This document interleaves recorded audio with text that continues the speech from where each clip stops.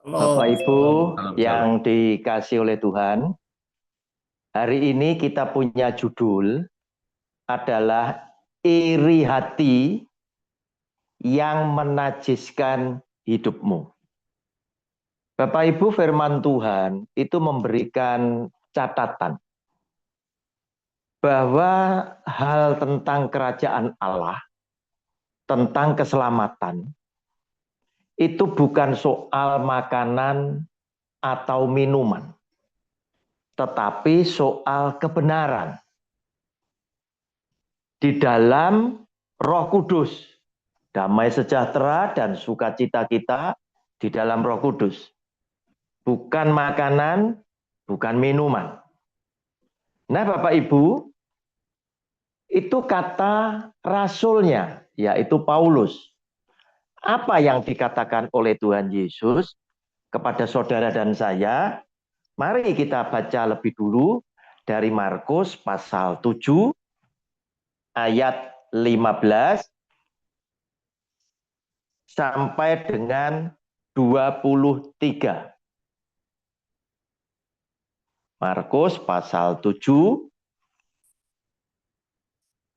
ayat 15 sampai dengan 23.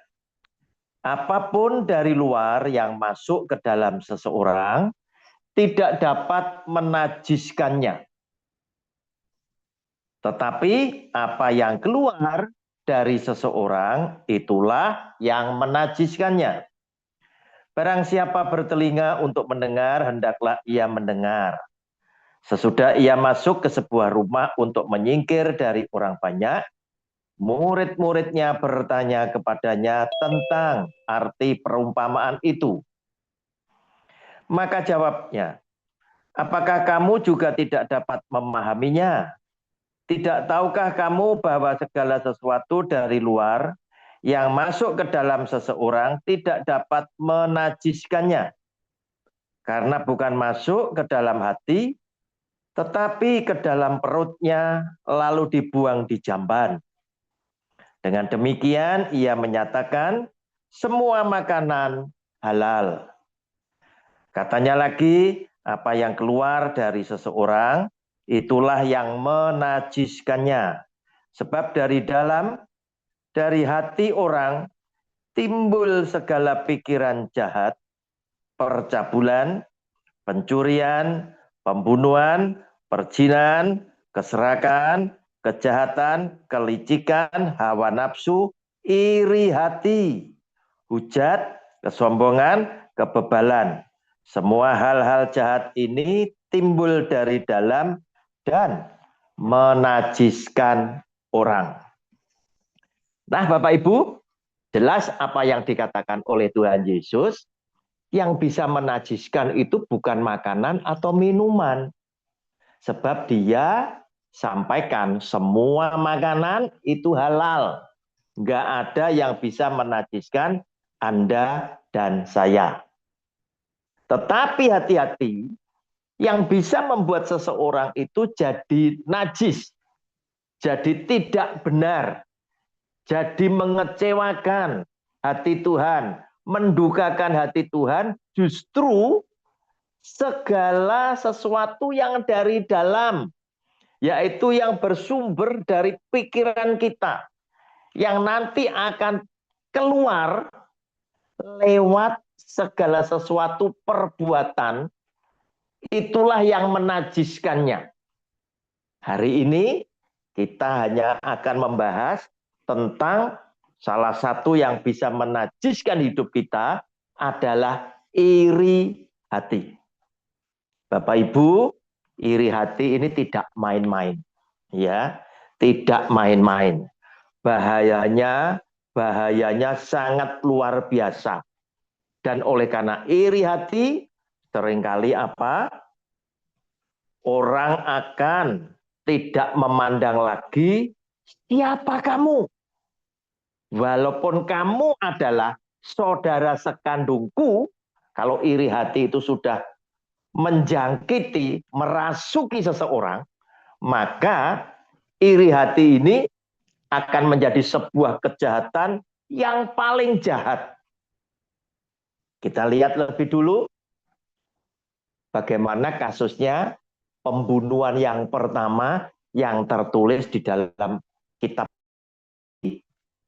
orang Kristen, yaitu adanya Kain dan Habel, dua saudara kandung, anak dari Adam dan Hawa.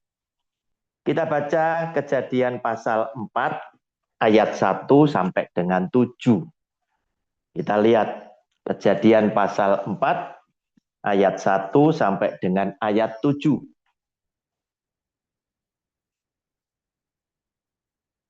Kemudian manusia itu bersetubuh dengan Hawa istrinya dan mengandunglah perempuan itu lalu melahirkan Kain. Maka kata perempuan itu, aku telah mendapat seorang anak laki-laki dengan pertolongan Tuhan. Selanjutnya dilahirkannya lah Habel adik Kain, dan Habel menjadi gembala kambing domba, Kain menjadi petani. Setelah beberapa waktu lamanya, maka Kain mempersembahkan sebagian dari hasil tanah itu kepada Tuhan sebagai korban persembahan. Habel juga mempersembahkan korban persembahan dari anak sulung kambing dombanya, yakni lemak-lemaknya. Maka Tuhan mengindahkan Habel dan korban persembahannya itu. Tetapi Kain dan korban persembahannya tidak diindahkannya. Lalu hati Kain menjadi sangat panas dan mukanya muram. Bapak Ibu perhatikan ayat 6, kuncinya ada di sini. Firman Tuhan kepada Kain, mengapa hatimu panas dan mukamu muram? Ayat 6 dan 7, apakah mukamu tidak akan berseri jika engkau berbuat baik? Tetapi jika engkau tidak berbuat baik, dosa sudah mengintip di depan pintu. Ia sangat menggoda engkau, tetapi engkau harus berkuasa atasnya. Bapak Ibu, kalau kita lihat, Kain dan Habel ini sebetulnya adalah orang-orang yang hebat. Orang-orang yang baik, orang-orang yang hebat. Buktinya apa? Mereka adalah orang-orang yang mengenal akan Tuhan. Sehingga ketika Kain diberkati sebagai seorang petani, di situ jelas ditulis, Kain mempersembahkan hasil pertaniannya yang terbaik untuk Tuhan. Habel sebagai seorang gembala domba mempersembahkan lemak domba jantan yang terbaik untuk Tuhan. Nah, Bapak Ibu, apa yang terjadi? Persembahan Habel diterima oleh Tuhan, Tuhan berkenan. Namun persembahan Kain ditolak oleh Tuhan. Sehingga Kain menjadi panas hatinya dan iri kepada Habel. Bapak Ibu, mengapa demikian? Kuncinya tadi ada di ayat 6 dan 7, bahwa Tuhan bilang, apakah mukamu tidak akan berseri jika engkau berbuat baik? Itu kepada Kain. Bapak Ibu, yang dibutuhkan oleh Tuhan bukan hanya persembahan. Tetapi yang dibutuhkan oleh Tuhan adalah perilaku. Keseharian kamu yang mencerminkan isi hatimu seperti apa. Itu akan tercermin dari sikap dan perilakumu sehari-hari. Kalau kamu adalah orang yang baik, maka Tuhan itu akan menerima persembahanmu bukan karena Tuhan itu butuh persembahan kamu, tetapi Tuhan senang karena kamu adalah orang yang berkenan di hatinya. Sama dengan orang tua. Orang tua itu dikasih duit sama anaknya. Bukan karena duitnya. Bukan karena jajannya. Bukan karena oleh-olehnya. Bukan karena hadiahnya. Tetapi jika engkau berperilaku baik sehari-hari, hormat kepada orang tua, kasih kepada orang tua, engkau mengasihi kepada sesama yang lain, maka apa yang kau berikan pasti akan diterima oleh Tuhan, diterima oleh orang tua. Oleh karena apa? Berkenan di hati Tuhan, berkenan di hati orang tua. Nah, nampaknya Kain adalah orang yang kesehariannya itu berperilaku kurang baik. Berbeda dengan Habel adiknya. Dia berperilaku senantiasa baik sehingga persembahannya berupa lemak-lemak dari domba jantan tadi itu diterima, diindahkan oleh Tuhan. Nah, Bapak Ibu, karena perbedaan seperti inilah muncullah iri hati, panaslah hati Kain, maka Kain yang iri hati, hati-hati, iri hati itu bisa menimbulkan kejahatan yang luar biasa. Tidak memandang ini adalah saudara sekandung. Apalagi kalau hanya family, hanya keponaan, hanya ipar, dan lain sebagainya. Hati-hati Bapak Ibu.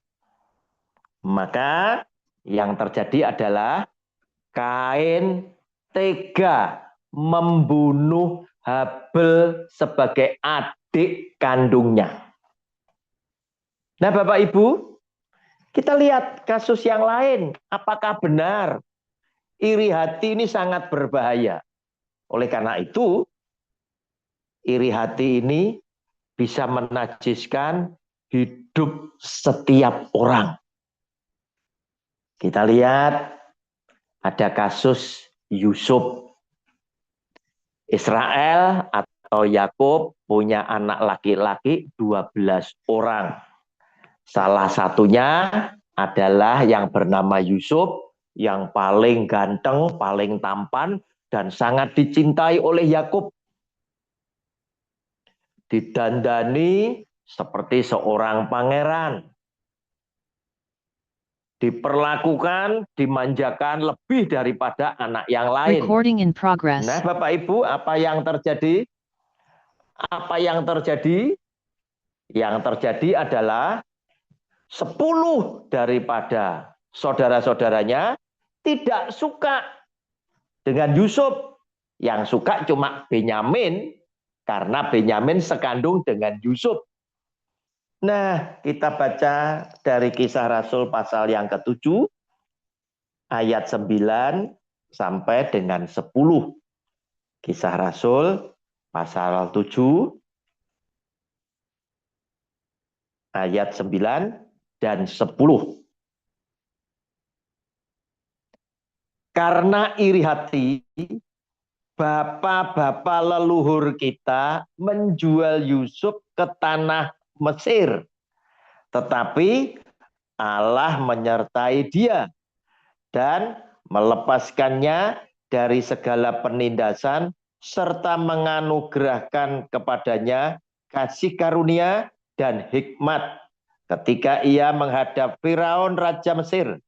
Firaun mengangkatnya menjadi kuasa atas tanah Mesir dan atas seluruh istananya.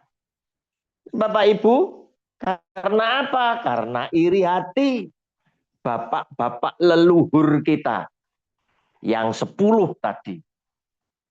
Mulai Simeon, kemudian Yehuda, dan lain sebagainya.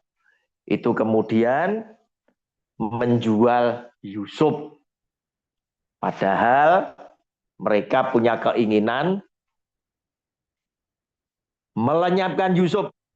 Tetapi ada saudara-saudara yang tidak tega kepada Yusuf. Akhirnya dari dalam sumur tadi diangkatlah Yusuf.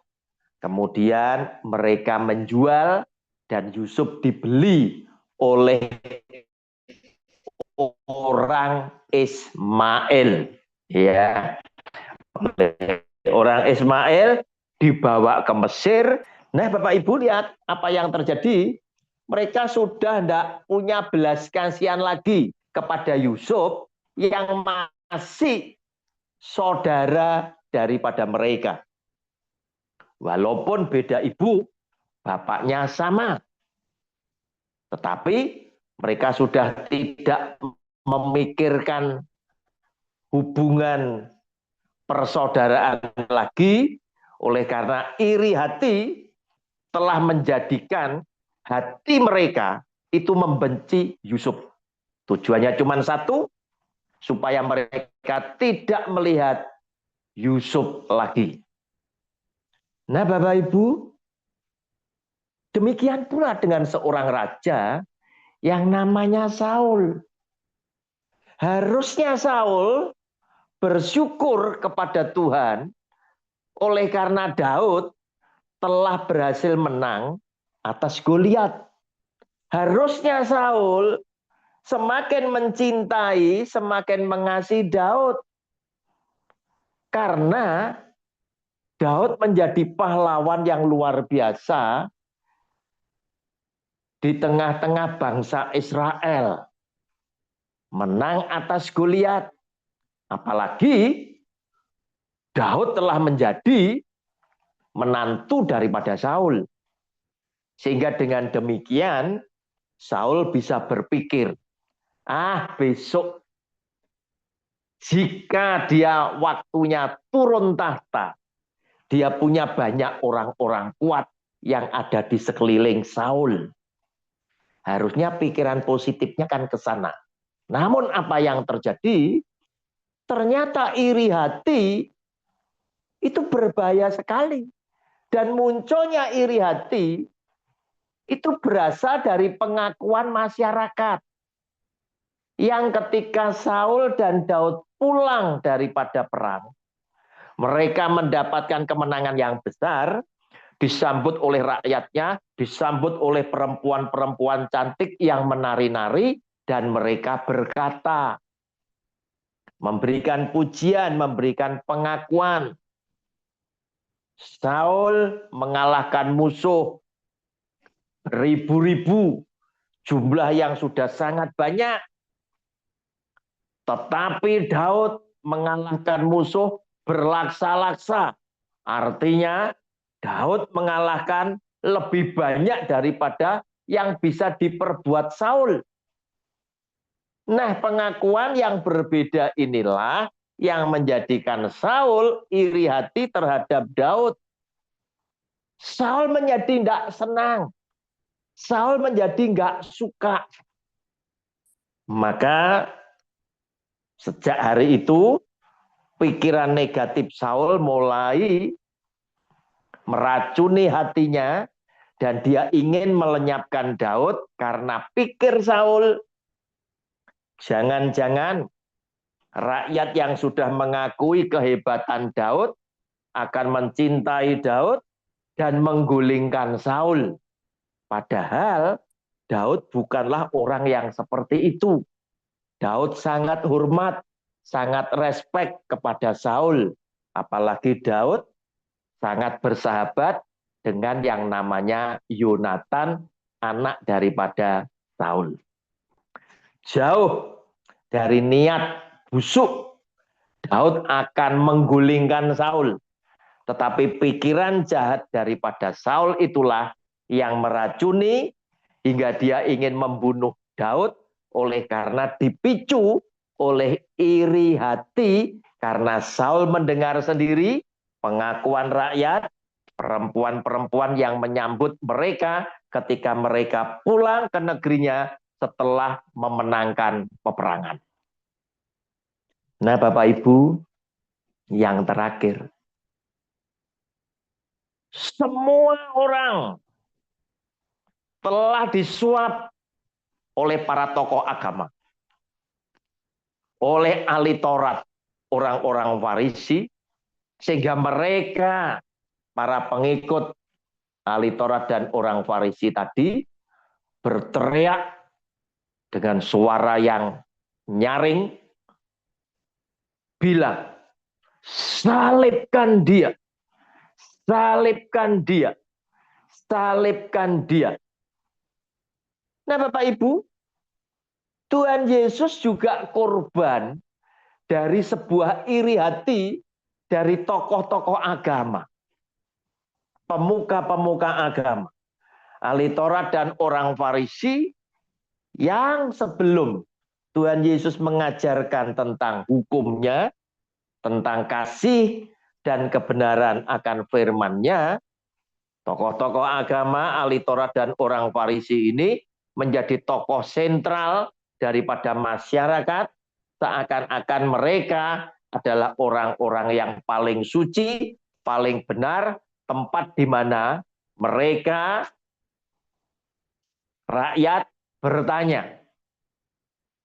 Nah, Bapak Ibu, pamor mereka ketika Tuhan Yesus mulai menyampaikan kebenaran firman-Nya, mulai runtuh. Karena rakyat mulai bisa menerima apa yang diajarkan oleh Tuhan Yesus, karena Tuhan Yesus tidak mengajarkan sama seperti ajaran-ajaran ahli Taurat dan orang Farisi, karena apa yang disampaikan oleh Tuhan Yesus penuh dengan kuasa. Apalagi ketika Tuhan Yesus menyampaikan firman Allah, Tuhan Yesus juga menyembuhkan orang-orang yang sakit. Orang yang buta melihat.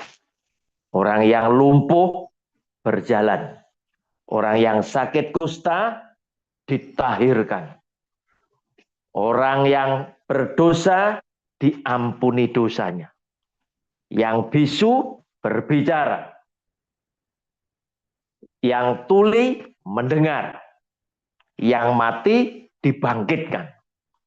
Maka runtuhlah pamor daripada tokoh-tokoh agama, ahli Taurat dan orang Farisi, yang tidak lain adalah orang-orang yang munafik. Kata Tuhan Yesus, mereka mengajarkan ajaran-ajaran kepada masyarakat, namun mereka sendiri tidak melakukannya. Tetapi mereka senantiasa ingin dipuji, diagung-agungkan. Dan mereka adalah orang-orang yang pandai mencitrakan dirinya dengan penampilan-penampilannya. Memakai jubah yang panjang, suka dipanggil dengan rabi atau guru. Dan di tempat-tempat pertemuan, suka duduk di tempat yang paling depan dan lain sebagainya. Bapak Ibu, yang dinasihatkan oleh Tuhan Yesus adalah tentang kebenaran. Bukan hal-hal yang lahiriah. Orang Kristen zaman sekarang juga seringkali menampilkan hal-hal yang lahiriah. Senang. Hal-hal yang lahiriah itu justru yang ditonjolkan. Salah satunya ada aliran baru dari orang-orang Kristen yang menamakan diri sebagai Kristen alternatif. Bukan dari Advent ya. Kristen alternatif. Mereka bangga karena mereka tidak makan babi. Karena babi haram. Padahal Yesus Kristus Tuhan, Yesus yang adalah Tuhan, Sang Pencipta alam semesta, bilang semua makanan halal. Nah, mereka sengaja membanggakan diri dengan tidak makan babi. Padahal jika Anda kembali kepada Taurat, Anda mesti lakukan 613 hukum Taurat. Apa yang dicatat di dalam hukum Taurat itu? Ketika Anda sementara bangga dengan tidak makan babi, ternyata di dalam hukum Taurat yang haram bukan cuma babi.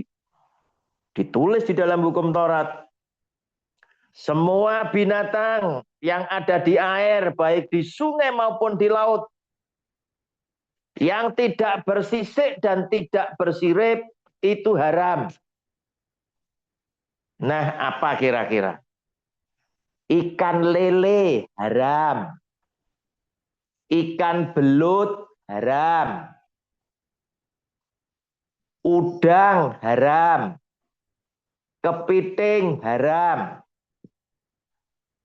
kelinci haram, katak haram, juga unta haram. Memamah biak tetapi tidak berkuku belah haram. Nah, Bapak Ibu, Yesus Kristus Tuhan tidak menginginkan kita mencitrakan diri hanya secara lahiriah. Kemana-mana bawa Alkitab, pakai kalung, bandulnya salib.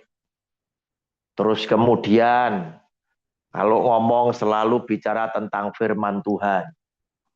Apakah nggak boleh? Saya tidak bilang tidak boleh. Tetapi jika hanya penampilan saja, itu pun percuma.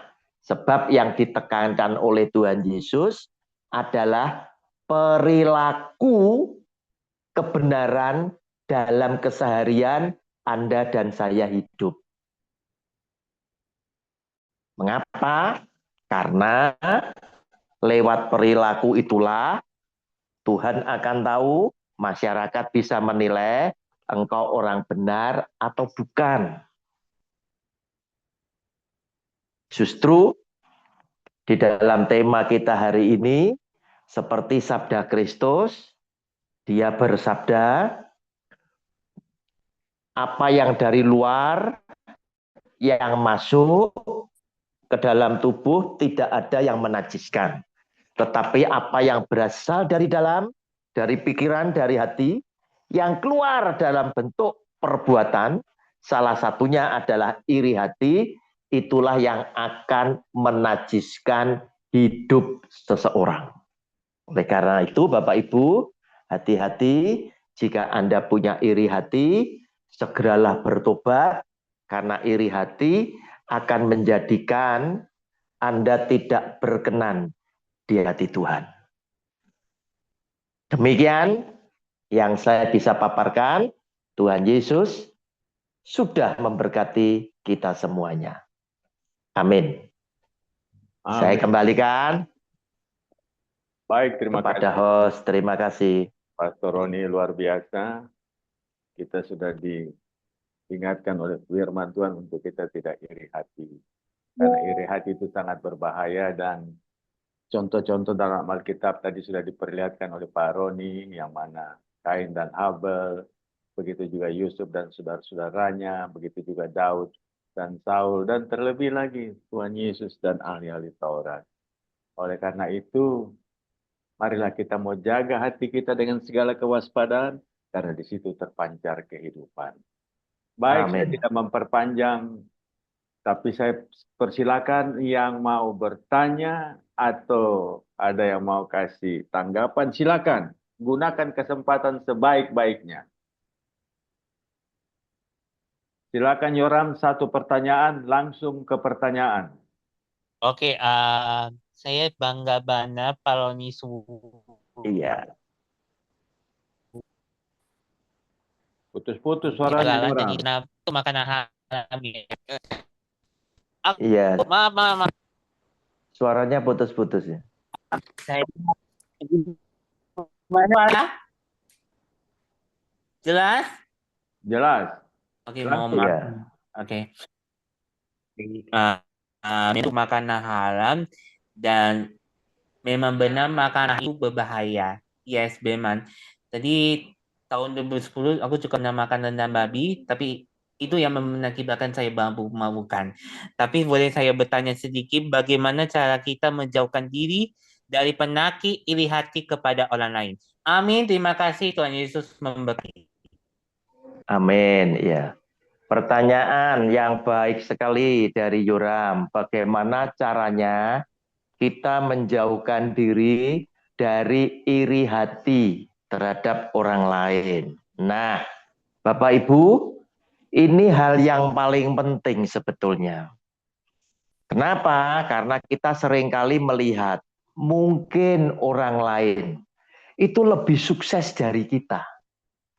Orang lain mungkin kelihatan lebih bahagia daripada kita. Orang lain lebih diberkati daripada kita. Apapun Anda punya profesi. Pengusaha dengan pengusaha. Biasanya persaingannya di situ. Pendeta dengan pendeta. Ya, pemilik SUM juga dengan pemilik SUM yang lain, ya. Karena jumlah penontonnya ratusan ribu, jutaan dan lain macam-macam, ya. Bagaimana caranya kita menjauhkan diri dari iri hati?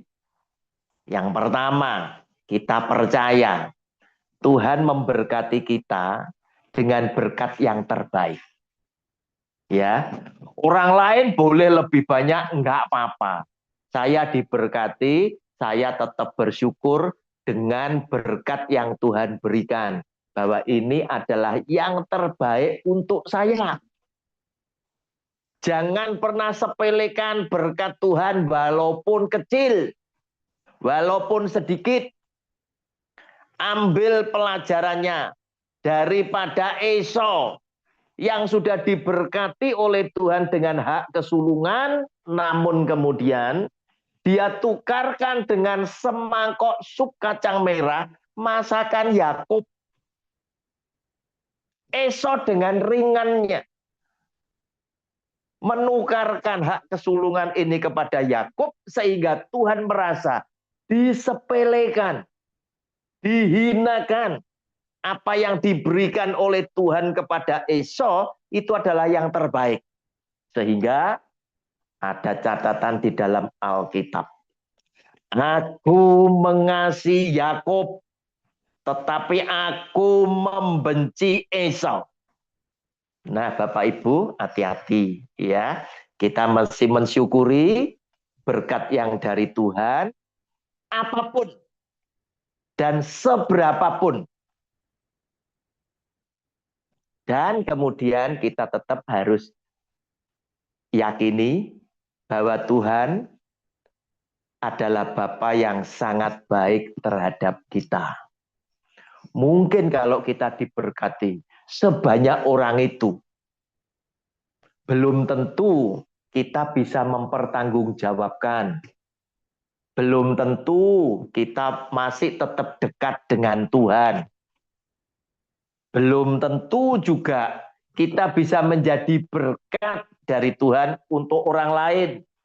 Siapa tahu Yoram, kita diberkati banyak, kemudian malah jauh dari Tuhan karena kita selalu mikir, kita mau ngelencer kemana saja ya. Oh, mau ke Perancis cari Madam Christine. Nah, pasti keliling-keliling ke sana. Padahal kelilingnya belum tentu untuk Tuhan. Nah, demikian Yoram, kurang lebihnya seperti itu. Apakah masih ada yang mau ditanyakan? Silakan.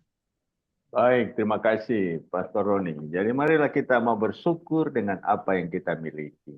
Luar biasa. Silakan Ibu Aminah. Bu Aminah, silakan.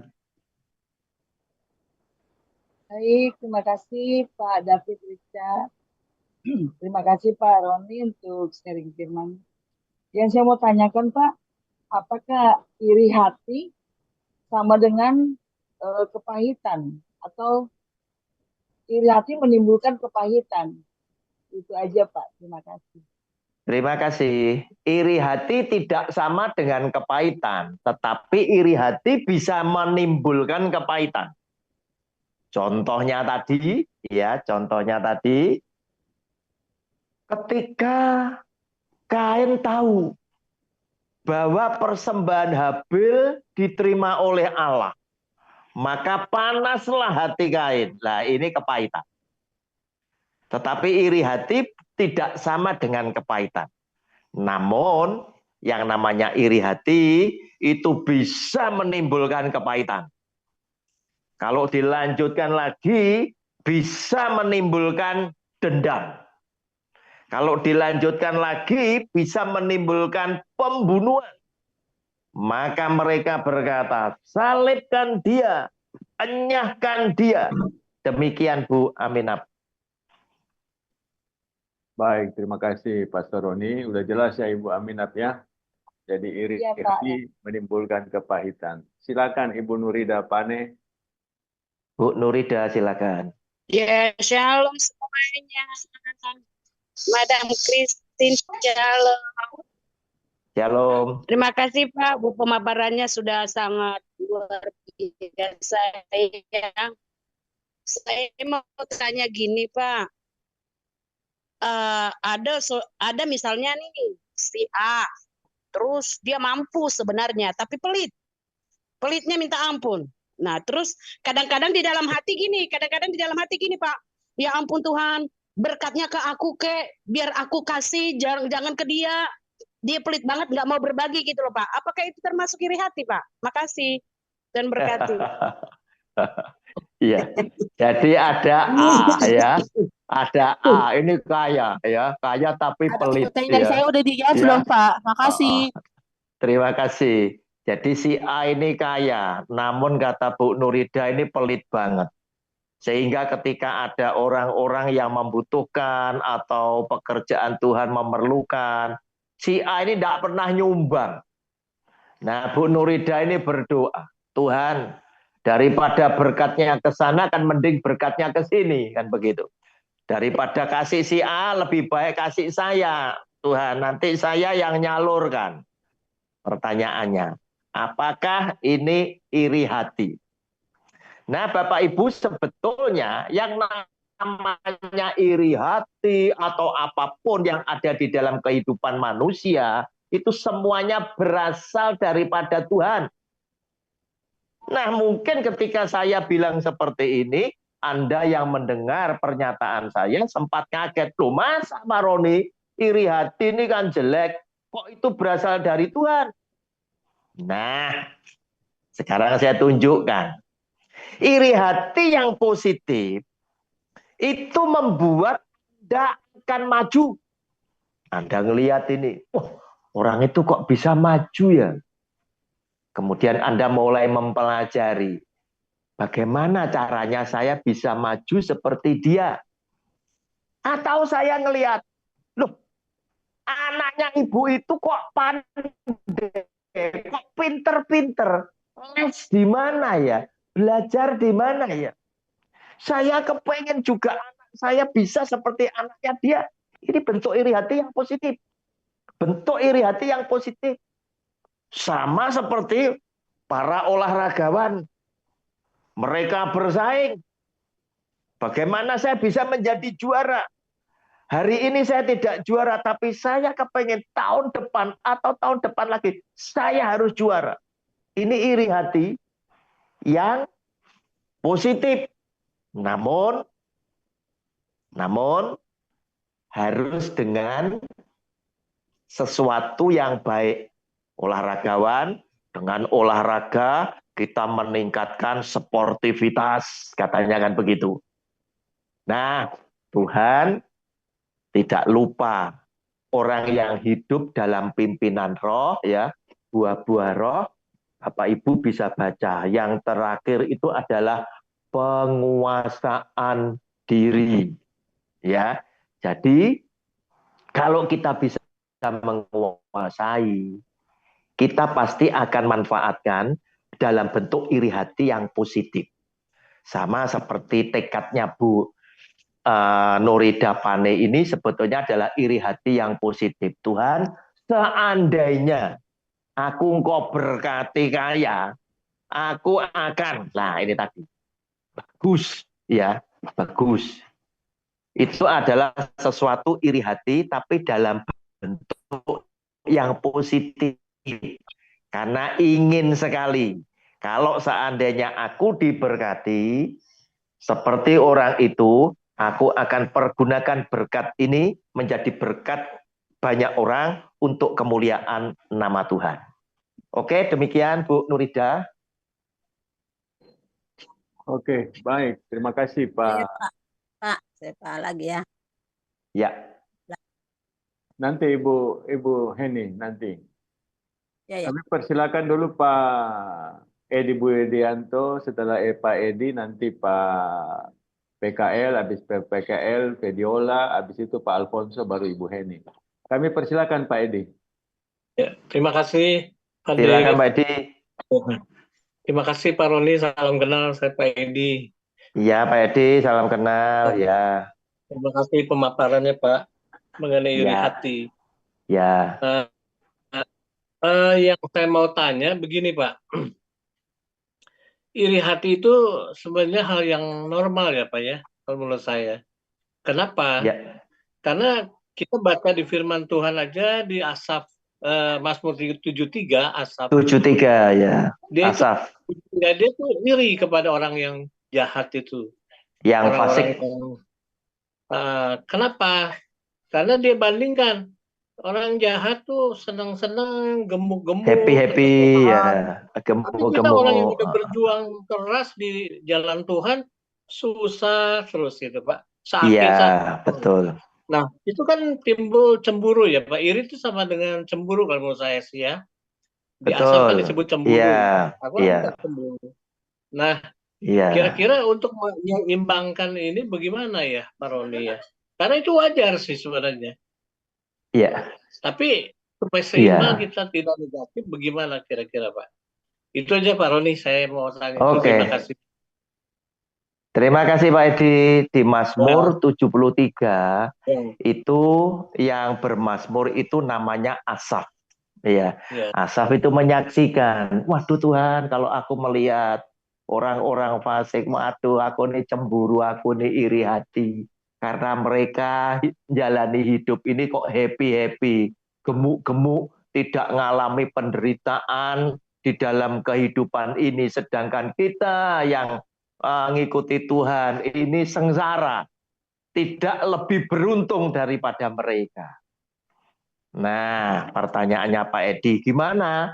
Sebetulnya iri hati ini kan hal yang wajar. Saya setuju karena tadi saya juga katakan sebetulnya iri hati ini juga adalah karunia daripada Tuhan. Untuk apa? Kalau Anda bisa gunakan yang positif, untuk Anda bisa maju. Kalau Anda tidak punya rasa iri hati, Anda akan cuek. Anda tidak akan bisa maju. Orang justru bisa maju karena ngelihat orang lain maju, kemudian Anda mengadakan studi banding kan begitu. Lu kok bisa maju kan gitu. Anak lu kok bisa pinter kan begitu. Nah, kita mulai menata diri untuk kita juga meraih sesuatu yang positif.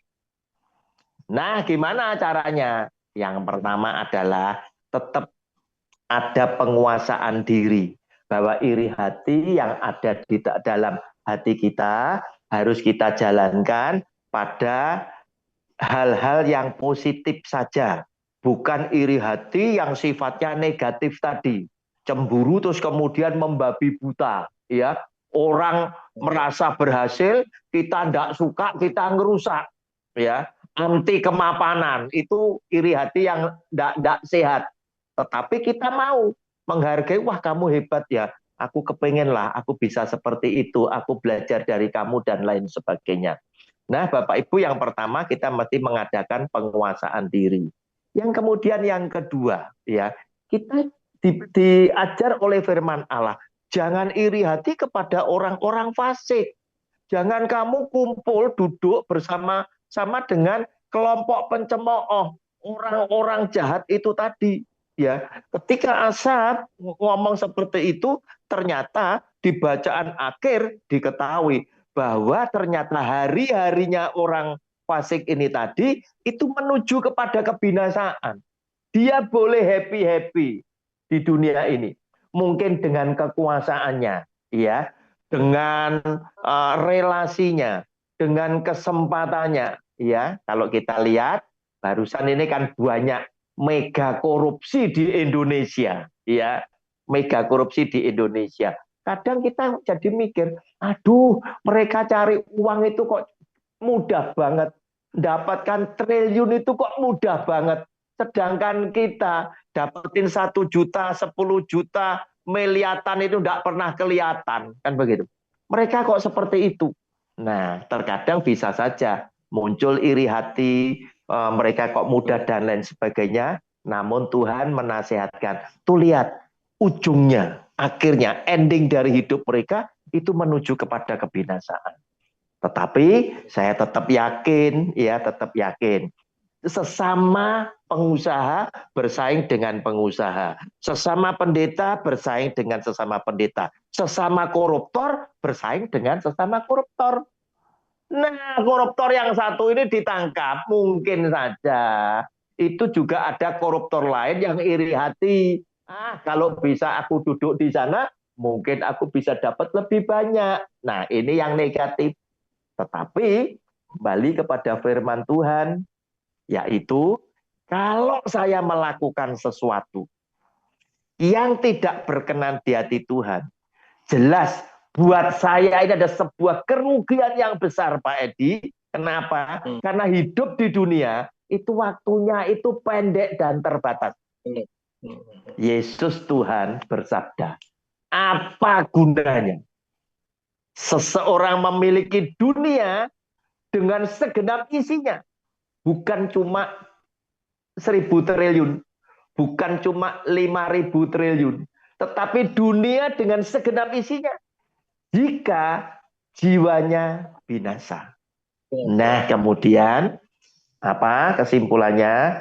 Kalau Pak Edi, kalau saya, kalau teman-teman di sini semakin mengasihi Yesus yang adalah Tuhan, otomatis firman-Nya Dia akan menjadi nasihat buat kita untuk menjalankan hidup yang berkenan.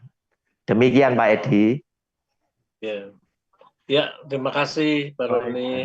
Terima kasih Pak Edi, terima kasih. Kami Memberkati persilakan Pak PKL. Silakan Ya, Pak PKL. shalom bagi kita. Ya, Shalom, Iriati. shalom. Shalom Pak. Ya, Iriati shalom. memang jarang kalau kita katakan kita tidak punya iri hati, kita sedang berbohong pada diri Iya, sendiri. betul, betul. Nah, kalau dalam buah kedagingan, ya, di ayat Galatia 5 ayat 19, ya, buah ke-8 ya, hidup dalam kedagingan, yaitu iri hati salah satunya. Salah duanya cemburu. Nah, menurut Bapak kira-kira kalau saya melihat iri hati ini bentuk operasional dari cemburu. Jadi kalau cemburu sifatnya masih belum keluar, tapi kalau iri hati sudah dioperasionalkan. Sudah dioperasionalkan, ada tindakan di dalamnya. Kalau orang cemburu bisa aja di dalam dadanya doang, gua cemburu sama dia kan. Tapi tidak ada tindakan. Tapi kalau iri hati orang sudah bertindak. Pasti action. Kalau bahasa Inggrisnya, sedangkan cemburu itu jealous ya, jealous ya. Empire kadang-kadang diterjemahkan juga kedengkian. Jadi orang yang iri hati itu dasarnya kedengkian sebenarnya. Biasanya akan berlanjut terus menjadi dendam, ya, dendam marah. Akhirnya ya, akhirnya seperti cerita Kain dan Habil ya, melakukan pembunuhan. Orang iri hati biasanya menghalalkan dusta-dusta kecil biasanya. Iya. Nah, pertanyaan saya, Pak. Ini buah dari kedagingan, sedangkan kita hidup dalam buah roh. Dalam makna positif, saya sering bilang sama teman saya jealous in God. Sebab di Alkitab, seingat saya dalam bahasa Indonesia, Allah cemburu itu berkali-kali disebut, tapi Allah iri hati. Kalau di Alkitab. Walaupun penerjemahannya kadang-kadang menurut saya ada yang kurang tepat. Nah, menurut Bapak, apa kita orang Kristen harus memiliki rasa iri hati, atau dalam makna karena orang iri hati pasti pelit, atau kita menghasilkan buah roh dalam hidup kita yang ada 9 tadi, di mana yang ketiga kasih sukacita damai sejahtera, ciri Allah sendiri. Itu Pak dari saya. Terima kasih Tuhan Yesus. Terima kasih atas pencerahannya untuk kita semua. Salam. Amin. Pak PKL, saya setuju. Jadi cemburu sama iri hati mirip-mirip, tapi kadarnya tidak sama. Jadi kalau cemburu itu masih dipendam di dalam hati. Ya, dipendam di dalam hati. Namun yang namanya iri hati itu sudah terlontar. Sudah terlontar.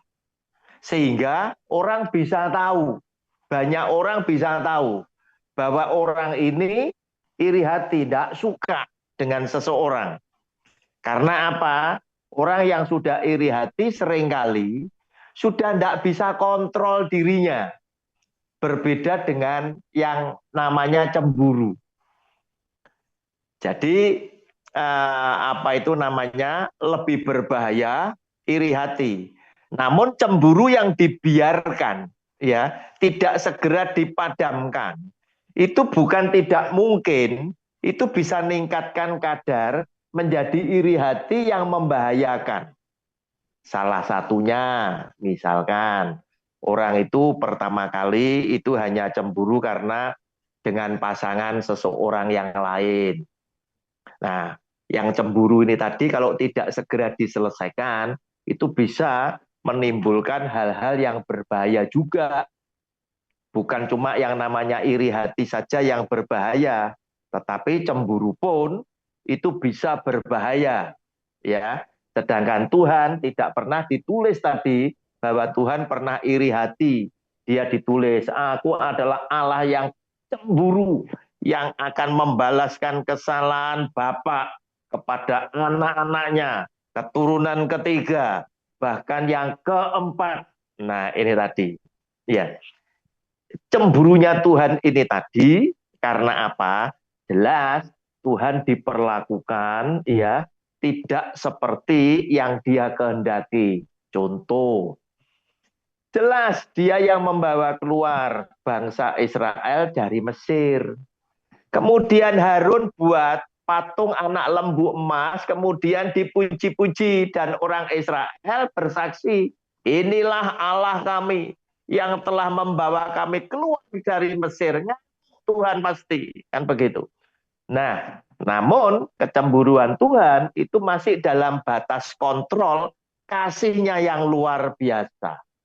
Dia ingin sekali hukuman yang dia jatuhkan itu bersifat masih ingin mendidik agar supaya kita-kita ini yang berbuat salah itu kembali kepada jalan yang benar.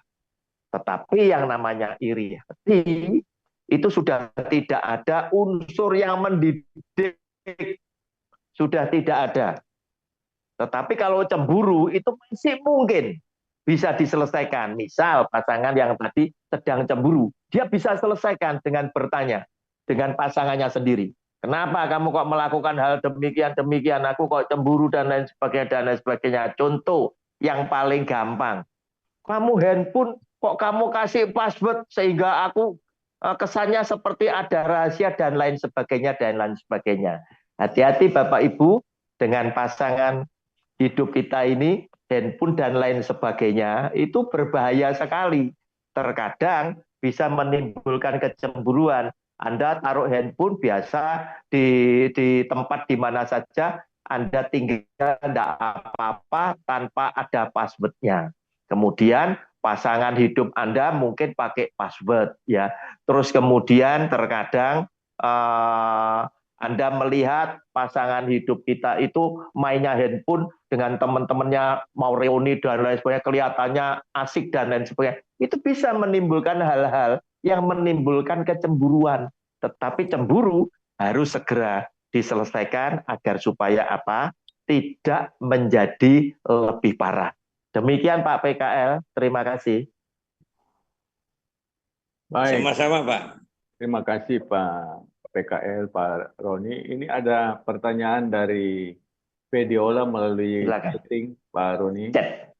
Apa konsekuensinya dari membiarkan iri hati menguasai hidup kita, baik secara rohani maupun duniawi? Jelaskan berdasarkan pengalaman tokoh-tokoh Alkitab. Ini pertanyaan dari Pediola.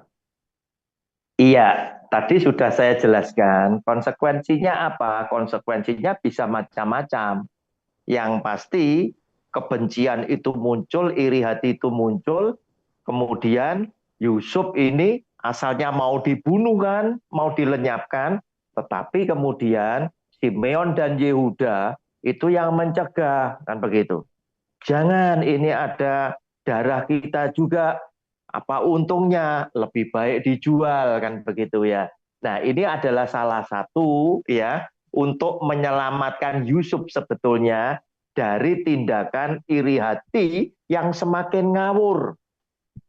Nah, sehingga mereka akhirnya menjual Yusuf dengan menerima uang, ya. Itu yang dilakukan oleh saudara-saudara yang 10 yang tadi disebutkan bahwa 10 orang tadi adalah bapak leluhur kita.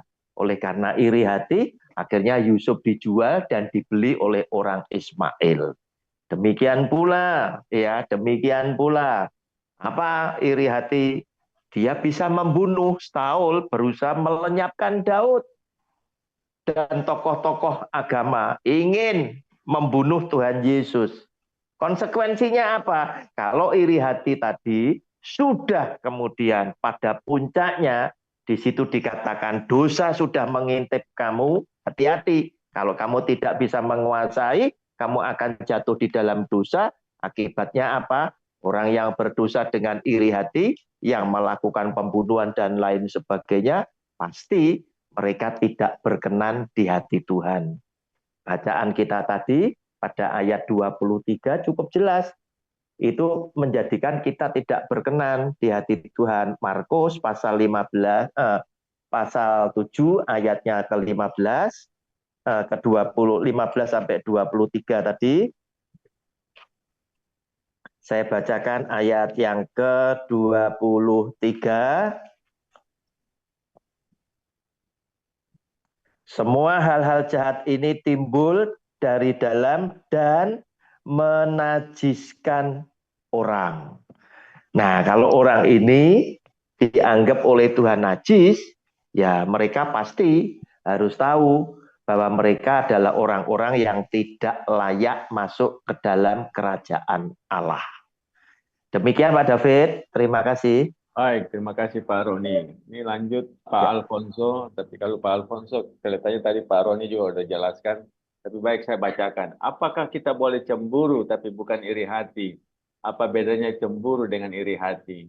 Jenis-jenis yang seperti apa yang menajiskan hidup? Apakah semua bobotnya sama, baik, ringan maupun yang keras berat? Silakan Pak Roni. Iya, jadi tadi saya sudah jelaskan sesuai seperti apa yang ditanyakan oleh Pak PKL. Apakah kita boleh cemburu? Apakah kita boleh iri hati? Sebetulnya itu adalah wajar, sebuah kewajaran. Karena manusia selalu ada rasa cemburu, ya, selalu ada rasa iri hati. Tetapi ketika firman Tuhan menghampiri Anda dan saya, kita akan disuruh milih, kamu mau milih hidup menurut daging atau menurut roh. Kalau kamu menurut roh, maka kamu dipimpin oleh roh. Berarti kamu harus bisa menguasai diri. Orang yang dipimpin oleh roh Allah itu punya penguasaan diri. Ya, hati-hati. Iblis tidak bisa mencegah ketika Tuhan memberkati Anda dan saya. Tetapi iblis pandai sekali membelokkan fungsi berkat daripada Allah. Contoh ya, kita dikasih oleh Tuhan adanya handphone ini. Ini jadi berkat loh. Sehingga informasi itu bicara detik. Itu sudah sampai. Saya WA Bapak Ibu yang di luar negeri, di luar kota, luar pulau itu langsung ya. Tapi apakah hanya berkat ini saja yang kita akan terima? Ternyata tidak. Dengan handphone, mereka pelaku kejahatan bisa lakukan macam-macam. Nah, hati-hati. Itu adalah pekerjaan daripada iblis, ya. Nah, besar kecilnya, berat tidaknya tergantung dari tingkat kejahatannya. Tapi yang jelas, yang namanya cemburu dan iri hati itu tidak baik jika dalam tanda kutip yang sifatnya negatif. Ya, tetapi yang sifatnya positif itu tetap menjadi berkat untuk Anda dan saya. Untuk apa? Supaya kita bisa maju, kan begitu. Demikian Pak David. Baik, tadi terima kasih ya. Pak Roni. Mungkin sebelum Madam Terima kasih. tadi ada Ibu Pendeta Heni Weni yang mau bertanya. Kami persilakan Ibu Silakan. Heni. Bu Shalom, Heni shalom, silakan. shalom, salam. Terima kasih Pak Ron. Firman yang Iya, luar terima kasih. biasa. Nih saya ada satu hal yang saya mau tanya, ya, itu antara kedua anak Adam tadi. Antara keduanya itu pembunuhan yang pertama dan iri hati yang pertama di dunia. Ya. Saya pernah baca ya Pak di Google, bahwa pembunuhan yang terjadi antara kedua anak Adam tadi, ya ternyata bahwa mengenai persembahan. Ya. Tapi ada yang saya baca ini di Google Pak, bahwa pembunuhan yang terjadi itu karena si Kain ya, si Kain punya saudara kembar, dan saudara kembar itu mau dinikahkan dengan Habel, dan Kain tidak mau terjadi hal itu sehingga terjadi pembunuhan. Terima kasih. Terima kasih Bu Heni. Alkitab tidak menyatakan seperti itu, ya. Jadi kita mesti percaya kepada apa yang tertulis di Alkitab. Setelah terjadi pembunuhan, ya, kemudian Kain kan melarikan diri. Ditegur oleh Tuhan karena apa? Karena darah Habel ini menuntut. Kemudian Kain melarikan diri, dan Kain pada waktu itu kan belum ada saudara yang lain, baru Kain sama Habel saja. Jadi hati-hati dengan apa yang ada di medsos. Terkadang banyak video-video yang tidak sesuai dengan isi Alkitab. Hari ini pun banyak orang-orang yang membuat video yang arahnya itu ingin mengatakan bahwa banyak kitab suci yang palsu, ya, kitab suci yang palsu. Salah satunya adalah cerita tentang Nabi Nuh, ya. Ternyata cerita tentang Nabi Nuh juga diceritakan oleh agama yang lain. Nah, mereka mulai jadi bingung. Wah, ini ternyata kok sama ya. Nah, itu tadi. Nah, Bapak Ibu, kita santai-santai saja sebagai orang Kristen, ya. Oke, kalau hal itu sama, ya kita tidak usah bicara tentang kitab suci sebetulnya, tetapi kita bicara tentang fakta sejarah, ya. Paling tidak kita ingin tanya, di zamannya Tuhan Yesus ini kan peradaban kan sudah cukup maju. Pada waktu itu bangsa Israel itu sedang dijajah oleh bangsa Romawi. Nah, Romawi pada waktu itu menjadi salah satu negara dengan peradaban yang hebat. Nah, pertanyaannya, apakah benar pernah lahir orang yang namanya Yesus dari Nazaret, dilahirkan oleh Bunda Maria dan bapaknya Yusuf? Nah, apakah benar Yesus ini tadi akhirnya membuat banyak mukjizat, kemudian disalibkan di zamannya Pontius Pilatus? Apakah itu ada faktanya? Sehingga di zaman sekarang, kata orang Jawa, petilasan. Petilasan itu peninggalan-peninggalannya dia, tempat dia disalib dan lain sebagainya, itu banyak dikunjungi oleh jutaan umat, ya, dan di sana dijadikan sebagai wisata ziarah. Demikian Bu Heni.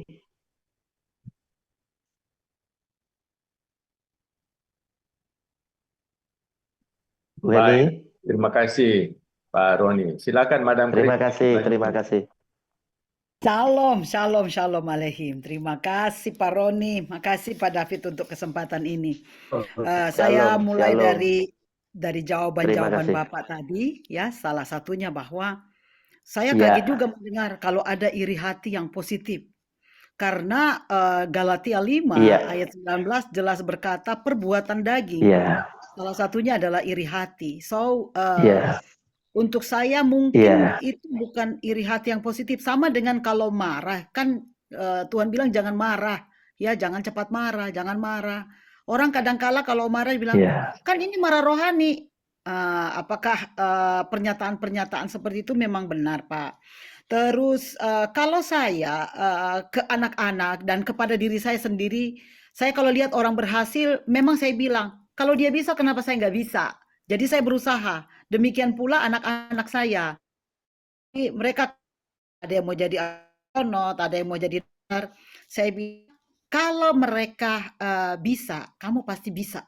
Ya, kalau mereka belajar 2 kali, kamu belajar 4 kali. Kalau bisa 6 kali. Nah, itulah yang membuat mereka berhasil. Apakah itu tidak lebih dari motivasi, Pak, dari dalam ya? Mungkin kata yang tepat bukan iri hati yang positif, karena buat saya secara pribadi iri hati ya iri hati, Pak, dan itu konotasinya negatif ya. Itu yang pertama. Yang kedua, apakah kita berterima kasih nih sama bapak-bapak leluhur kita yang saudara-saudaranya si Yusuf ya? Kenapa?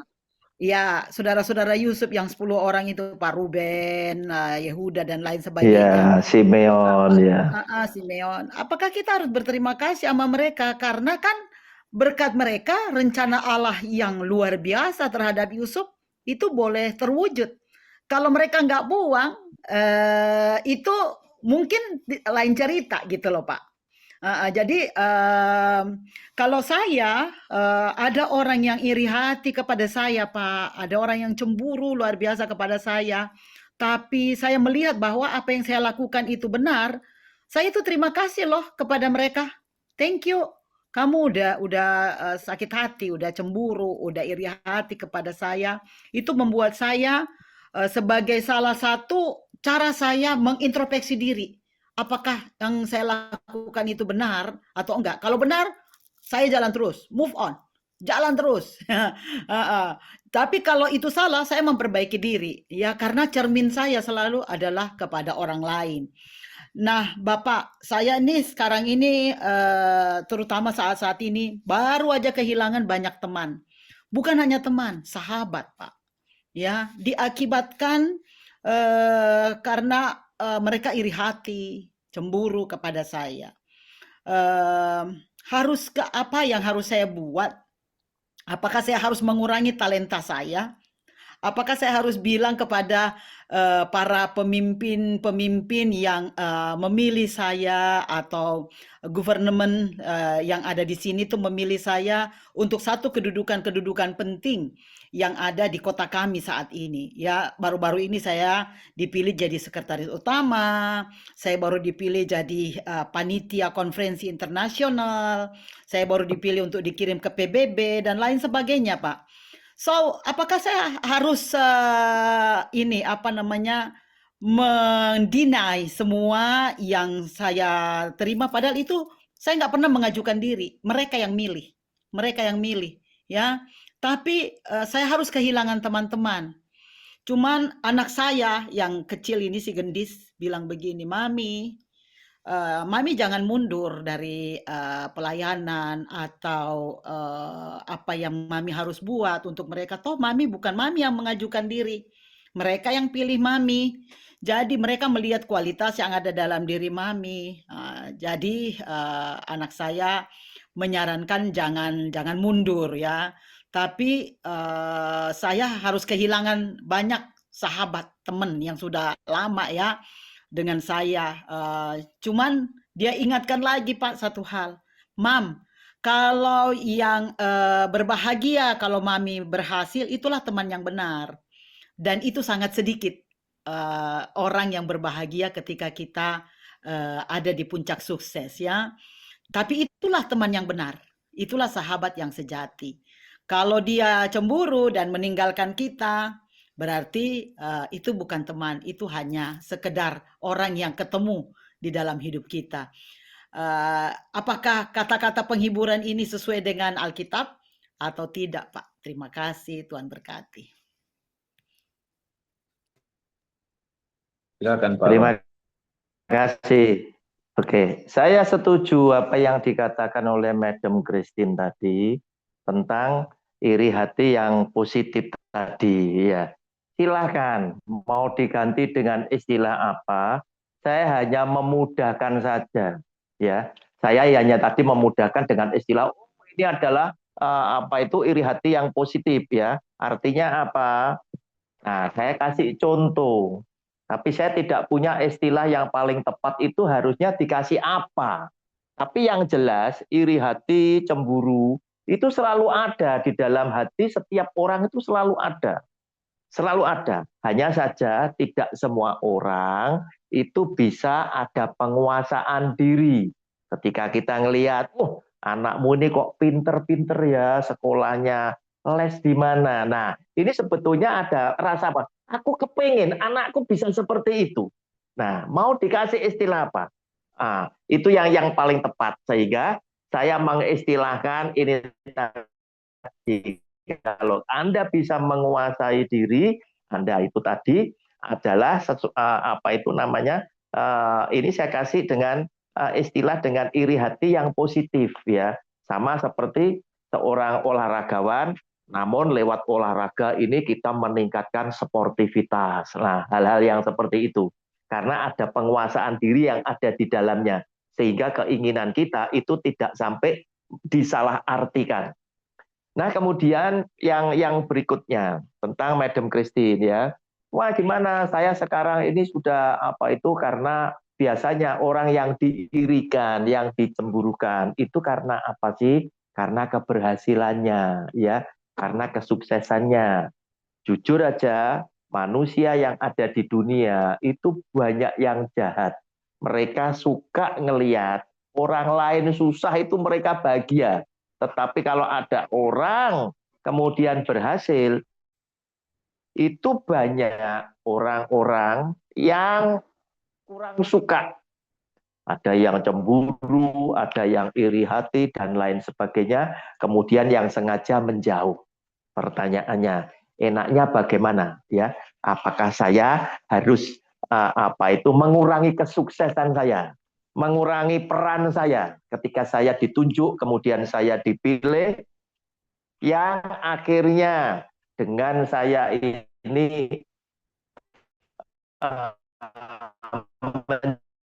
menjabat macam-macam, ya padahal saya tidak minta, ada di sekeliling kita. Saya setuju dengan pendapat daripada anak dari Madam Christine tadi.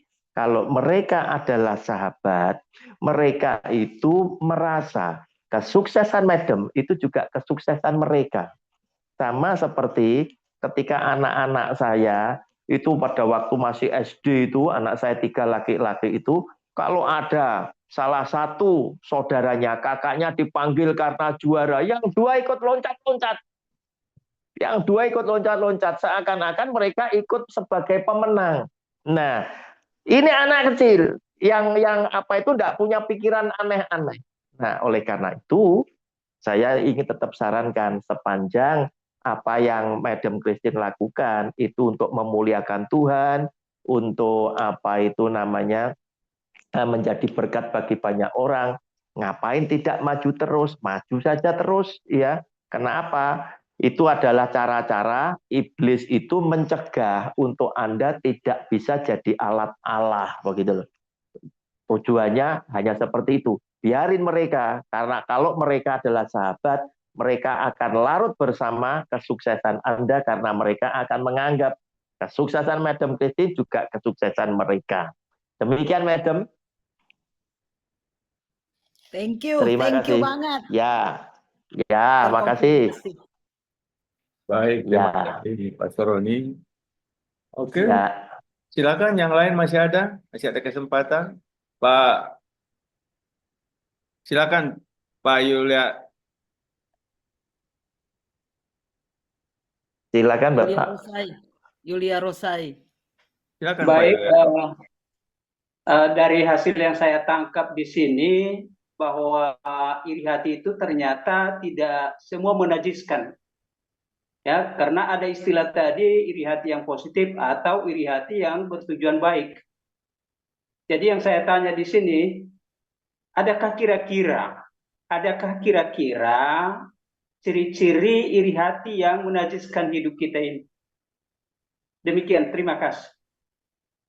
Terima kasih Pak. Ada Pak. Ya, tadi saya katakan, saya kesulitan untuk memberikan istilah yang tepat itu apa.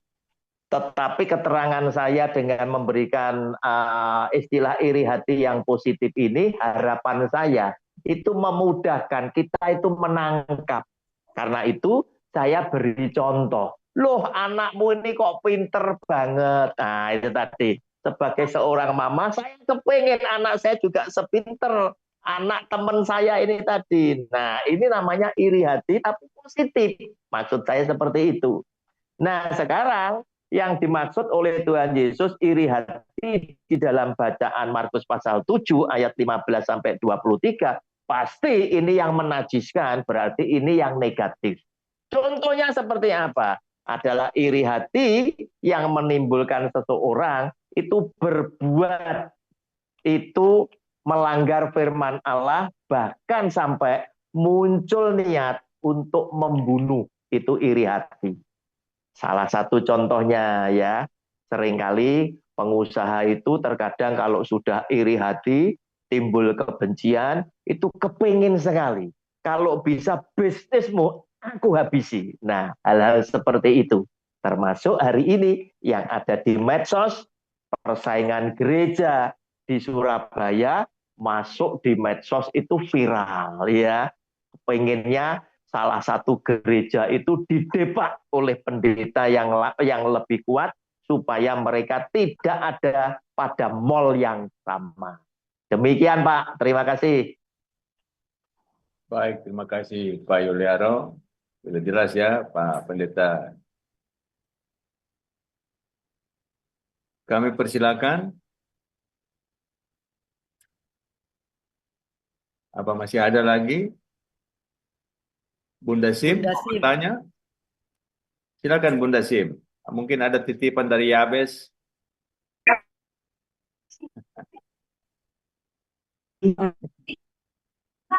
Iya, Shalom Pak Roni. Shalom. Apa ya? Ya kalau emang orang iri hati gimana ya? Saya juga sering kali ada orang yang iri hati sama saya juga. Saya juga bingung. Sering ya. Saya kan orangnya yang dibilang nggak pinter. Emang dulunya saya punya penyakit apa namanya?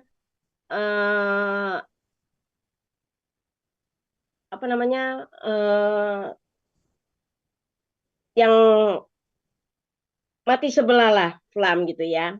Dan otak saya juga nggak begitu bagus ya. Tapi karena Tuhan yang menyembuhkan. Terus orang itu kok selama saya dipakai Tuhan, saya sih siap aja gitu kan. Kalau memang Tuhan mau pakai ya pakai. Saya sih ya orang nggak pinter namanya. Emang banyak yang undang saya untuk berdoa, untuk mendoain orang. Tapi ada satu teman sendiri yang itu. Aduannya sama saya, aduannya sama begini. Heran gue sama Yuni, dia bilang gitu. Kenapa? Dia terus yang dipakai, gue nggak dipakai. Terus udah gitu, kenapa ya? Saya juga kadang-kadang suka nggak habis pikir gitu. Ya memang saya dulunya punya sakit polio karena Tuhan sembuhkan. Karena anaknya juga dia punya sakit polio sampai mati gitu loh. Karena katanya Tuhan nggak adil. Tuhan selalu adil. Gimana tergantung kitanya. Terus udah gitu, ya kata Yabes cucu saya bilang, ya Oma, jangan dipikirin. Kalau dipikirin jadi sakit. Iya. Jadi pertanyaannya berkati aja. Pertanyaannya? Ya, pertanyaannya itulah banyak orang yang iri gitu. Kenapa banyak orang yang iri sama saya gitu? Oke. Ya, oke, Bunda Sim. Orang dipakai Tuhan itu Tuhan pasti punya alasan. Salah satunya Bunda Sim itu sering dipakai untuk mendoakan seseorang. Kemudian orang lain bilang sahabatnya, wah kenapa selalu dia yang dipakai? Nah Bapak Ibu, orang selalu kembali kepada firman Tuhan. Bilang firman Tuhannya, Doa orang benar besar kuasanya. Nah, Persis. kita jadi tahu sekarang ya, kita jadi tahu sekarang. Kuasa itu diberikan oleh Tuhan, itu bukan karena orang itu puasa atau punya ilmu, tetapi orang ini adalah pelaku kebenaran di dalam hidupnya sehari-hari, sehingga Tuhan berkenan memberikan kepercayaan. Itulah kuasa. Nah, ketika Bunda Jim menjadi orang yang selalu melakukan kebenaran, kepercayaan itu diberikan oleh Tuhan kepada Anda, maka ketika Bunda Jim itu berdoa, Tuhan suka mendengar doa Bunda Jim, maka yang didoakan seringkali dapat pengabulan. Nah, hal-hal yang seperti itu saya percaya akan banyak menimbulkan iri hati. Siapa? Ya jelas tadi saya sudah katakan, pengusaha bersaing dengan pengusaha, pendeta dengan pendeta, ya toh, pemilik Zoom dengan pemilik Zoom, ya, pendoa dengan pendoa. Nggak jauh-jauh. Kenapa kok mesti lu yang dipakai? Lah iya, karena apa? Aku ini adalah orang yang biasa melakukan kebenaran. Aku tidak minta yang macam-macam dengan Tuhan. Hanya dengan kesederhanaanku ini mungkin Bunda Jim suka berdoa, Tuhan, aku tidak pandai. Aku orang yang sederhana. Tetapi aku mau Tuhan, Engkau pakai. Lah bisanya berdoa, melakukan kebenaran, kepercayaan itu diberikan. Kenapa sekarang orang banyak yang iri hati? Sesungguhnya semua orang itu kepengen dipakai oleh Tuhan. Ya, iri hatinya di situ. Sesungguhnya setiap orang itu ingin sekali dipakai oleh Tuhan. Nah, kemudian setelah dipakai oleh Tuhan, manusia tetap bersaing. Kenapa? Para murid juga seperti itu. Mereka bertanya, mereka gaduh, mereka bertengkar. Apa yang diperbincangkan oleh para murid adalah siapa nanti yang paling besar di kerajaan surga. Sudah sama-sama dipakai, meningkat lagi. Nah, persaingan, ya, iri hati itu bertingkat ternyata. Pertama kali hanya kepengennya, aku kepengen dipakai oleh Tuhan. Oke, dipakai, ya. Setelah dipakai, muncul lagi kepentingan yang lain. Di antara sama-sama dipakai, siapa yang paling besar? Nah, ini tadi, dan lain sebagainya, dan lain sebagainya. Ya, oleh karena itu, penguasaan diri tetap penting, hidup rendah hati, itu juga salah satunya yang penting. Berserah tetap sama Tuhan. Demikian Bunda Sim, terima kasih. Terima kasih banyak Pak buat pengarahannya. Memang Ya, cucu saya terima juga kasih. Iya, cucu saya Yabes juga peringatkan. Semua selalu diingatkan. Ya, namanya cucu sama Amin. omahnya begitulah. Kita sama-sama saling menguatkan satu dengan yang lain. Amin. Terima kasih. Ya. Silakan Ibu Pena Purba. Silakan Bu.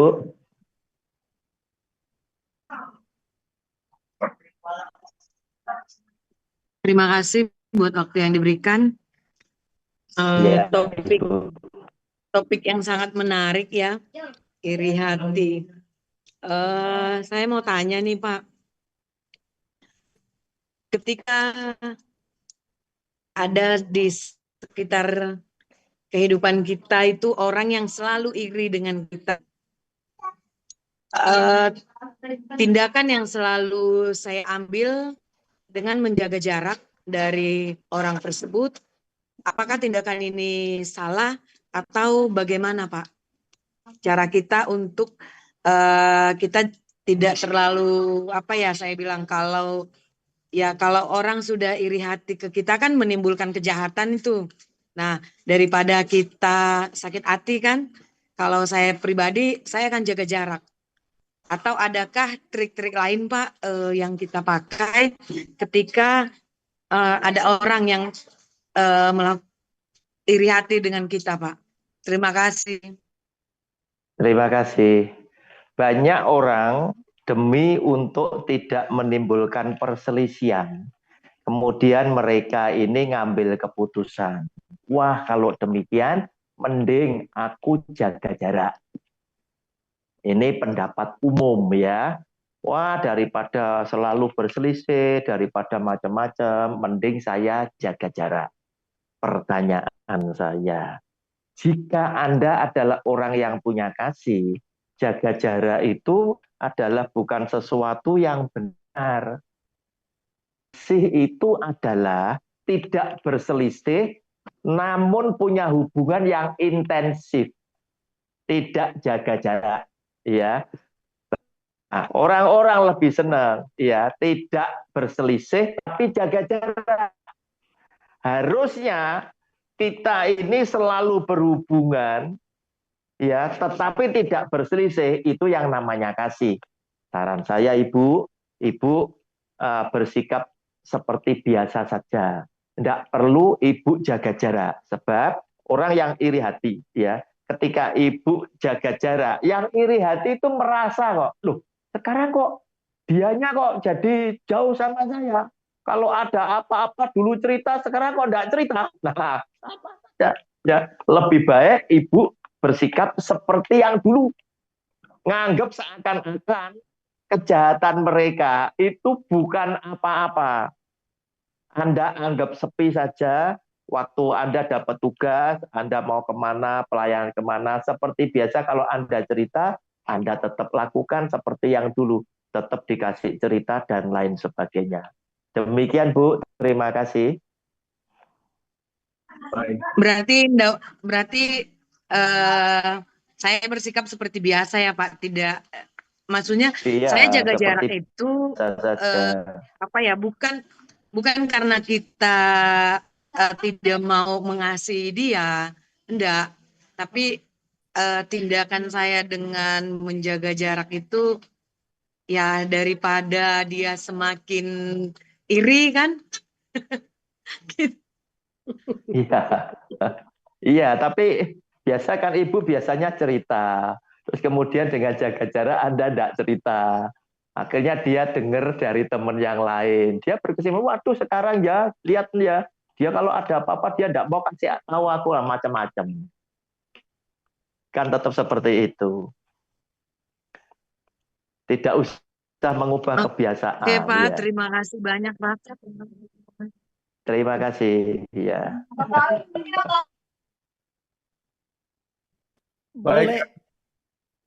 Boleh nanggapin Pak David? Silakan, Madam. Jawaban Pak Roni. Iya, karena saya punya masalah persis seperti Ibu Vera ya. Silakan. Iya, saya bersikap memang lebih baik saya jaga jarak. Apalagi kalau orang itu sudah saya peringatin, sudah ketemu, sudah berkali-kali, tetapi dia tetap melakukan hal yang sama berkali-kali. Jadi daripada saya terkontaminasi, saya jaga jarak, Pak. Tapi kasih saya tetap ada. Buktinya kalau dia misalnya menelpon atau ada pertemuan di mana, saya tidak akan buang muka.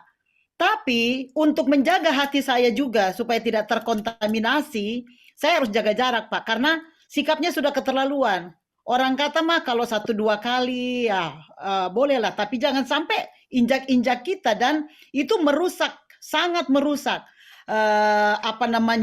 suasana hati dan lain sebagainya. Nah, itu tadi yang saya katakan bahwa saya harus jaga jarak seperti mungkin apa yang dilakukan oleh ibu ini, karena saya nggak mau terkontaminasi. Ya, saya nggak mau terkontaminasi, tapi kasih saya tetap ada. Kasih saya tetap ada.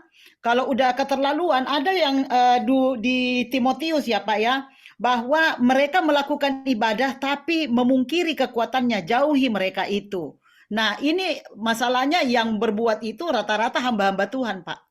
Rata-rata hamba-hamba Tuhan yang sudah kenal firman, yang sudah tahu kebenaran, tetapi tetap melakukan hal yang menurut saya sudah di luar batas, dan saya sudah peringati 4 mata sudah, panggil hamba-hamba Tuhan yang lain ya, sudah, semuanya sudah dilakukan ya, tapi karena dia nggak berubah, sayanya yang harus berubah, sayanya yang harus bersikap ya, harus punya standpoint supaya Kalau kita juga tidak menjaga jarak, orang itu tidak akan pernah tahu bahwa dia berbuat salah dan terus akan menginjak-injak kita. Terus akan berbuat seperti itu karena kita kayak kompromi dalam tanda kutip. Kayak kompromi. Nah, saya tidak mau kompromi. Kalau salah ya salah. Kalau ini sudah dikasih tahu, diberitahu kebenaran, toh mereka juga tahu firman Tuhan. Tapi kalau mereka nggak mau dengar, sayanya yang harus bersikap. Dengan salah satunya menjaga jarak. Jadi itu sikap yang saya ambil, Pak. Kalau saya ya, maafkan kalau itu salah. Tapi itulah paling tidak yang saya lakukan. Thank you. Ya, terima kasih. Oke, baik. Kita lanjut. Ibu Mila, silakan Ibu Mila. Ya, terima kasih firman Tuhannya malam hari ini, walaupun saya cuma pakai headset ya karena ada latihan di gereja, tapi saya mengikuti dan pertanyaan saya tidak jauh beda dengan Bunda tadi, Bunda Sim dengan Ibu Pera Purba ya. Bagaimana kalau orang itu yang iri hati kepada kita ya. Saya bertanya dalam diri saya dan saya juga minta sahabat dan teman saya untuk menyatakan bahwa kenapa ya orang bisa iri hati dengan kita yang melakukan apa yang sebenarnya kita mau buat bahwa dia itu tidak iri hati. Nah, contoh begini Pak Roni, saya mau di tempat kerja itu saya rasa, maupun juga di pelayanan itu saya rasakan ya. Kalau di tempat kerja saya itu biasanya ada. Wah, kok putus? Freeze.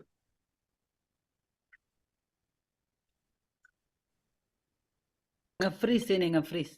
Iya, iya. Tempat kerja. Sesama pendoa saling iri hati. Saya bertanya ya, ada apa? Kemudian saya berpikir begini, dan pernah ada yang sampaikan ke saya, coba kurangi aktivitasmu, coba hal yang kamu bisa, coba kamu turunkan ya. Nah, pertanyaan saya Pak Roni, talenta yang sudah kasih ke saya, apakah itu saya harus mengurangi untuk tidak membuat orang sekitar saya atau teman saya untuk tidak iri hati? Nah, itu pertanyaan saya. Tadi Ibu Pera dia mencoba menjauh ya. Nah, pertanyaan saya ini karena mungkin karena saya bisa nyanyi, saya bisa MC, saya bisa ngitung uang apa segala macam ya. Itu yang dicemburuin orang kepada saya, dan apalagi kalau Ibu Gembala, Bapak Gembala itu dekat dengan kami, kalau ada apa-apa kami yang dipanggil ya, saya yang dipanggil. Itu salah satu mereka buat dia kecewa dan cemburu. Nah, apakah saya harus kasih turun standar talenta saya, Pak Roni? Itu pertanyaan saya. Terima kasih. Tuhan Yesus memberkati. Terima kasih. Ibu, talenta yang Tuhan Yesus berikan, itu dia senang jika Anda gunakan, kemudian melipat. Karena ketika dia membagikan talenta, tidak ada orang yang tidak diberi talenta, minimal diberi 1. Ada yang diberi 2, ada yang diberi 5, sesuai dengan kesanggupannya. Artinya apa? Pastilah setiap orang itu punya kebisaan, itu belum tentu sama. Nah, kebetulan Ibu diberi banyak, yang lainnya itu yang iri hati tidak diberi banyak. Muncul iri hati. Nah, pertanyaannya sekarang, apakah saya harus menurunkan standar supaya orang-orang itu tidak iri dengan saya? Ibu, apa yang terjadi ketika Tuhan yang membagikan talenta itu datang, bukankah semua dipanggil? Hei, mana kamu yang saya kasih talenta 5? Yang 5 datang. Tuhan, ini jadi 10. Apa kata tuannya? Engkau adalah hamba yang baik. Artinya apa? Dia bisa melipat kali gandakan talenta yang ada. Yang 2 datang, ini jadi 4. kamu adalah hamba yang baik. Yang satu bilang, Tuhan ini tak simpen, ya, tak gunakan apa-apa. Daripada orang lain nanti cemburu. Tetap jadi satu. Apa yang dia katakan? Kamu hamba yang jahat. Coba demikian aku tahu ini tidak berkembang. Talenta ini tak kasihkan kepada yang 5. Nah, artinya apa? Ibu dilarang untuk tidak mengembangkan Anda punya talenta. Yang iri hati, biarin iri hati, itu urusan mereka sendiri. Mereka nanti akan binasa oleh karena iri hati mereka. Tetapi yang paling penting adalah talenta yang sudah diberikan oleh Tuhan, Anda harus pertanggungjawabkan. Sebab ketika Tuhan memberikan talenta, bukan Tuhan tidak milih orang. Dia memilih orang yang bisa mengembangkan supaya talenta ini menjadi berkat secara luas untuk memuliakan dia sebagai sang pemberi talenta. Demikian Bu Mila. Ya, terima kasih. Maaf Pak David, sedikit lagi. Terima kasih buat jawabannya Pak Roni. Jadi dalam hal ini biarkan teman ya atau rekan kerja itu iri hati. Sementara saya tetap menjaga yang namanya persaudaraan dengan persahabatan, karena memang biasa ditunjukkan dengan wajah, ditunjukkan dengan buang muka. Nah, itu yang saya tidak mau terjadi. Ya, sampai saya tetap, walaupun saya tetap menjalin hubungan komunikasi, tapi dianya yang terus begitu ya. Tadi Pak Roni sudah memberi arahan bahwa biarkanlah dia ya. Jadi terima kasih Pak Roni buat jawabannya. Biarkanlah dia sakit hati dan nanti Tuhan yang bertindak ya Pak Roni. Ya, Tuhan berkati. Berkati aja. Terima kasih. Karena apa? Anda masih bisa membalut hati mereka sebetulnya.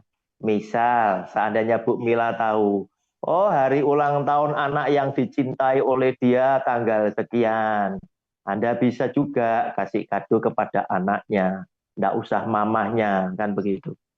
Nah, itu masih bisa sebetulnya dilakukan. Kenapa? Karena kasih itu menutupi banyak dosa.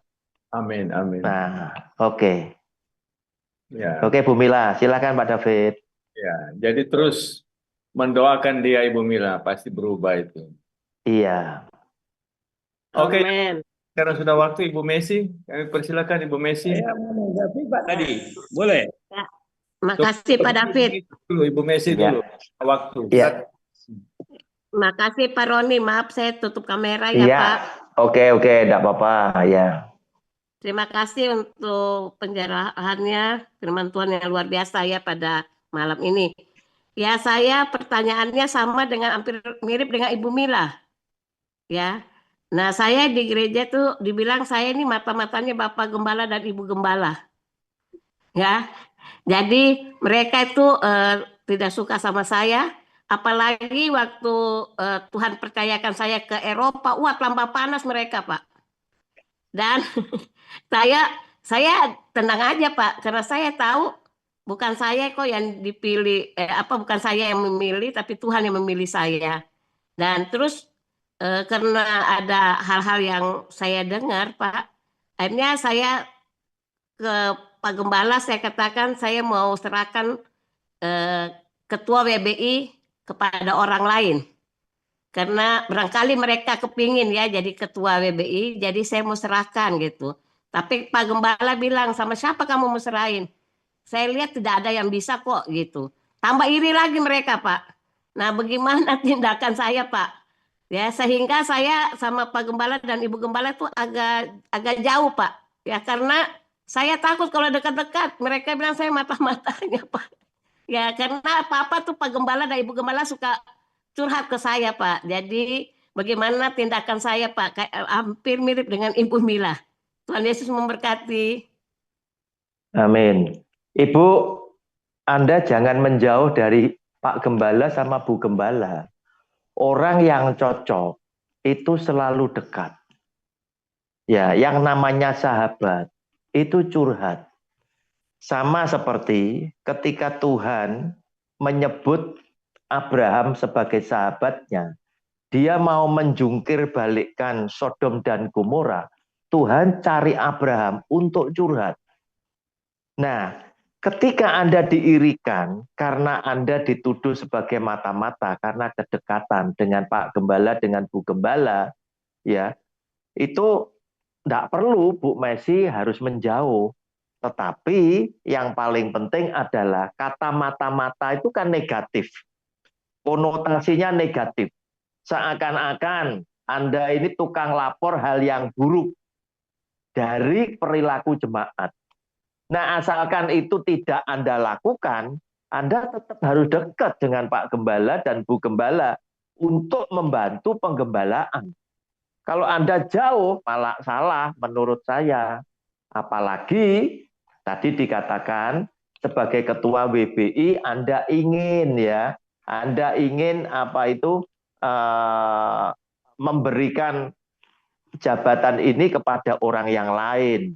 Hati-hati, sesuatu yang yang dipercayakan oleh Tuhan kepada Ibu harus tetap dipertanggungjawabkan hingga tuntasnya, begitu loh. Biarin mereka iri hati dan lain sebagainya, dan tidak ada masalah. Toh jabatan itu kan ada masa baktinya. Sesuai dengan masa baktinya, Ibu nanti akan turun. Nah, pada saat itu akan lebih elegan. Jika Anda ditunjuk lagi, Anda akan bisa menolak dengan berkata, Pak, saya sudah pernah jadi ini. Jadi saya kepingin nama lain mendapatkan kesempatan untuk memimpin sebagai ketua WBI. Demikian Bu, terima kasih. Iya Pak, soalnya saya sudah 3 periode Pak. Nah ya, kalau sudah 3 periode, nanti pada waktu mau pemilihan, Ibu berkesempatan untuk ngomong, Pak saya ini kan sudah 3 periode, iya, supaya yang lainnya itu punya kesempatan memimpin. Iya, kan gitu. Siapa tahu mereka itu punya warna tersendiri, bisa menggairahkan daripada dengan kepemimpinan saya, misalkan begitu, Ibu. Iya Pak. Iya. Saya udah ngomong sama Pak Gembala, tapi Pak Gembala bilang nggak ada Pak. Nah, ya itu kalau bisa ngomongnya bukan 4 mata, tetapi pada waktu di floor ini tadi, supaya kelihatan toh, nah bahwa sebetulnya Ibu itu juga kepengen memberikan kepada orang lain, gitu loh. Iya, ya, udah pada rapat waktu juga Pak, udah rapat juga Pak diomongin Pak, tapi tidak ada yang mau juga Pak. Satu, kedua kata Pak Gembala juga nggak ada yang bisa ganti dulu kata gitu Pak. Iya. Terima kasih Pak. Terima kasih, sama-sama. Tetap move on karena Tuhan yang pilih. Amin. Iya, tetap Tuhan yang pilih. Itu temannya Bu Messi cemburu buta itu. Cemburu buta. Apalagi dekat sama madam tambah cemburu lagi. Ya. Apalagi dekat sama madam tambah cemburu udah orang-orang. Iya, jadi buta dia tuh. Buta dah. Singkat Pak PKL karena sudah waktu, tolong singkat aja Pak PKL. Silakan. Oke. Iya. Saya menanggapi yang dialami mereka-mereka tadi yang sulit menjaga jarak.